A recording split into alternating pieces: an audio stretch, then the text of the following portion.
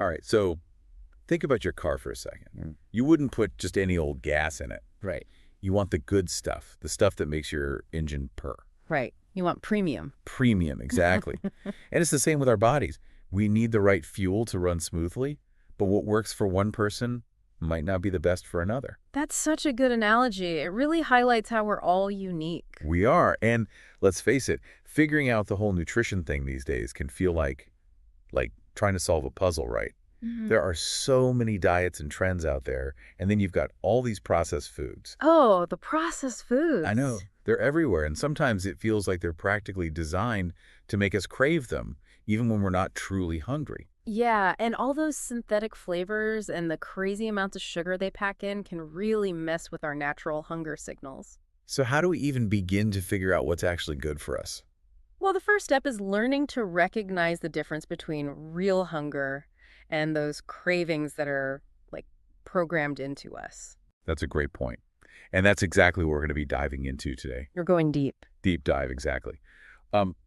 You shared some incredible resources with me on the topic of nutrition. And our goal today is to really unpack all of that information and extract the key insights that can help you, our listener, personalize your approach to eating. Because ultimately, it's about feeling your best, Right. having energy. Absolutely. It's about feeling good, having energy, and setting yourself up for long-term health and well-being. And, your research really points to three main areas we should explore. It does. First, this idea of personalized nutrition, like really understanding what your body needs specifically and how we can use science-backed testing to do that.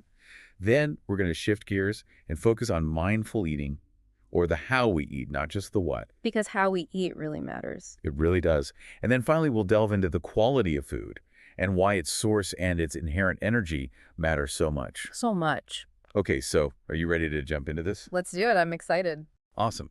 So let's kick things off with personalized nutrition.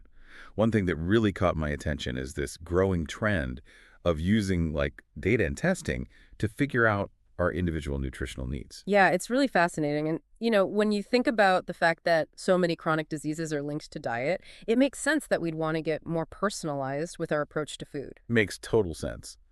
And you highlighted three types of tests that can provide this kind of personalized insight: micronutrient testing, food sensitivity testing, and genetic testing. Let's start with micronutrient testing. What is it and why is it important? Okay, so micronutrient testing, it goes beyond just measuring the vitamins and minerals in your blood. It actually looks at how well your cells are absorbing and using those nutrients. So it's not just about what you're eating, but what your body is actually doing with those nutrients.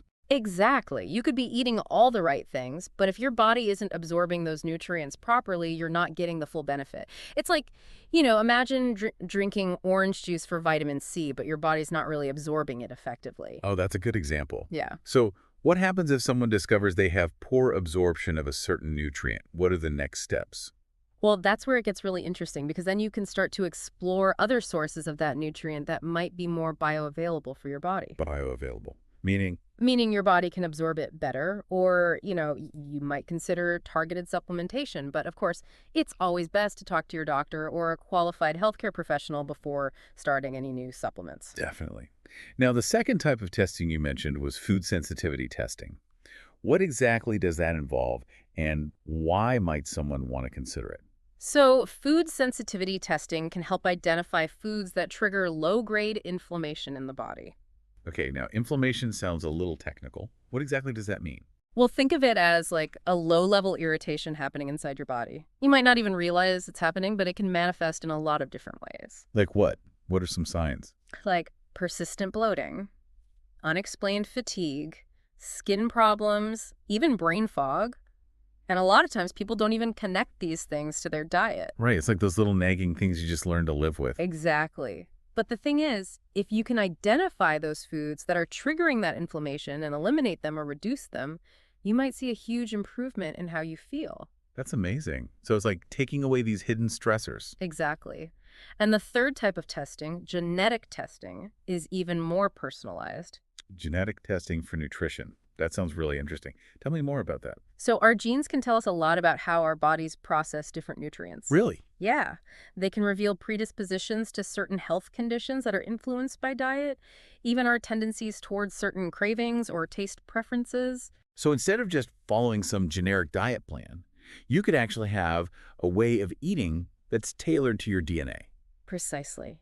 And that's powerful Yeah. because it allows you to optimize your health in a really targeted way. It's like a blueprint for your best health. It is a Mhm. blueprint for your best health based on your unique genetic makeup. Wow, that's incredible.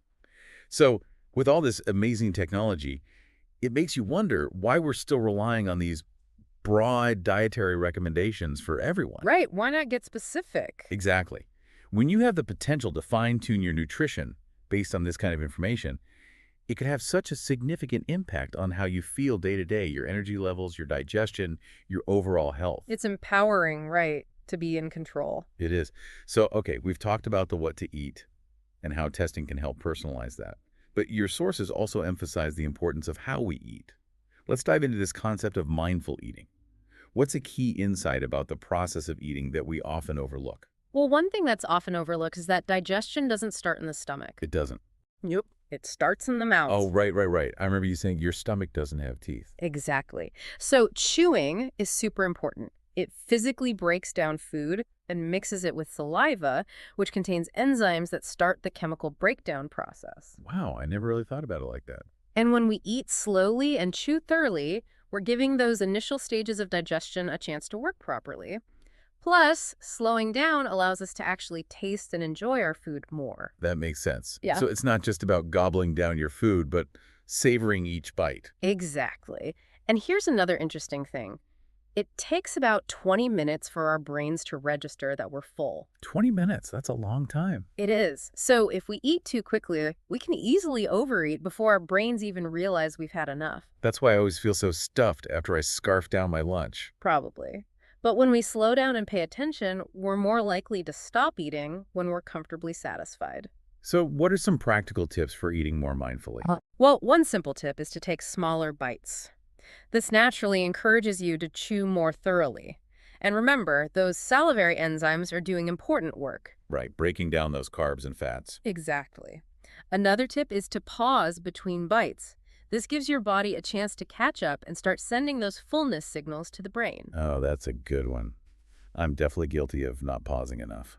And when you eat more mindfully, you're also more likely to choose foods that are actually nourishing, Meaning? meaning foods that are packed with nutrients, not just empty calories.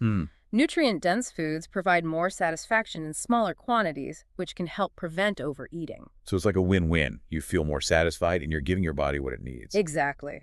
And on the flip side, those heavily processed low-nutrient foods often leave us feeling unsatisfied and craving more. Which is why we end up eating more and more of them, but never feeling truly satisfied. Exactly. It's a vicious cycle. It is. Now, there was this really intriguing idea presented in your sources about food carrying a certain energy that can affect not only our physical health, but also our mental and emotional well-being. Can you tell us more about that?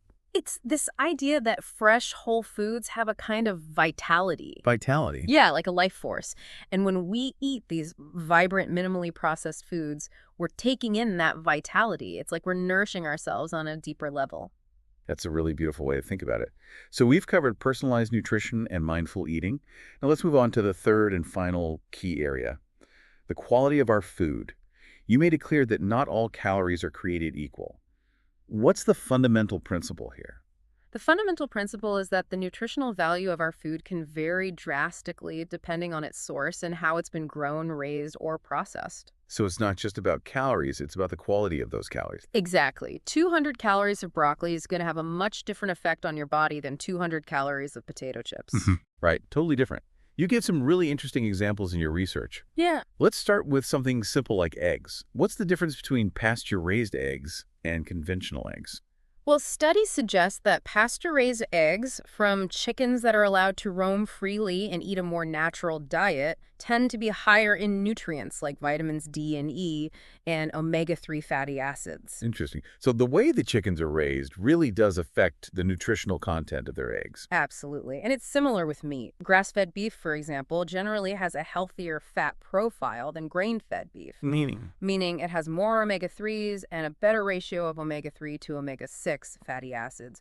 Those are the good fats that are important for heart health, brain health, and reducing inflammation. And I remember you mentioned that even frozen wild blueberries might be more nutritious than fresh, conventional blueberries. Why is that? Because wild blueberries are often picked at peak ripeness and then flash frozen, which helps preserve their nutrients, especially antioxidants. Conventional blueberries, on the other hand, are often picked earlier for shipping, and they can lose some of their nutritional value during transport and storage. Wow, I Yeah. never knew that. And you also talked about how animal welfare can actually impact food quality. How does that work? Well, when animals are stressed, they release hormones like cortisol. Like the stress hormone we humans have. Exactly. And those hormones can affect the quality of the meat, making it tougher and even altering its nutritional profile.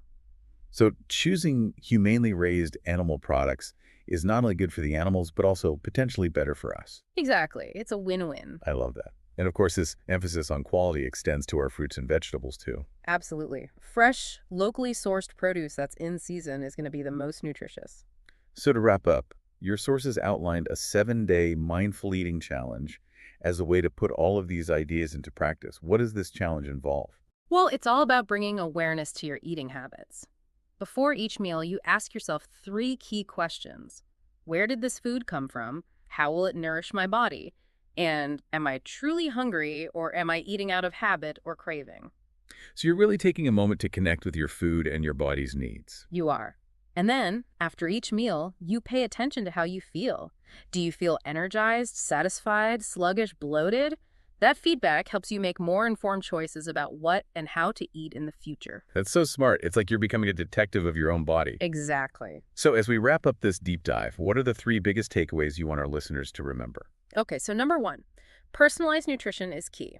There's no one-size-fits-all approach, and tools like micronutrient testing, food sensitivity testing, and genetic testing can help you figure out what works best for you. Got it. Number one, personalized nutrition. What's number two? Number two, how you eat is just as important as what you eat. Slow down, chew thoroughly, savor your food, and pay attention to your body's signals. Okay, mindful eating is essential. And number three, Number three, the quality of your food matters. Choose whole, unprocessed foods whenever possible, prioritize quality over quantity, and pay attention to where your food comes from. so the bottom line is, food is more than just calories. It's the fuel that powers our lives. And it's worth taking the time to make conscious, informed choices about what we eat. Absolutely. Food is energy, and it's information. It's the building blocks of our bodies and our minds. That's such a powerful way to put it. So for you, our listener, what's one small change you can make this week to be more mindful of the energy of your food? Maybe it's swapping out a processed snack for a piece of fruit, or simply taking a few extra moments to savor your next meal. Thanks for joining us for this deep dive. We hope you found it insightful and empowering. We did too. Until next time. See you then. Bye. Bye.